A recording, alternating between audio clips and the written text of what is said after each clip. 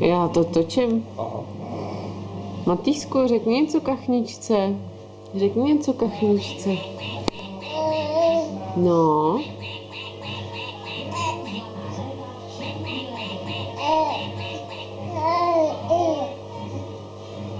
Řekni, jak jsi se vyspinkal. Co budeš dneska dělat? No, kam by si šel na procházku?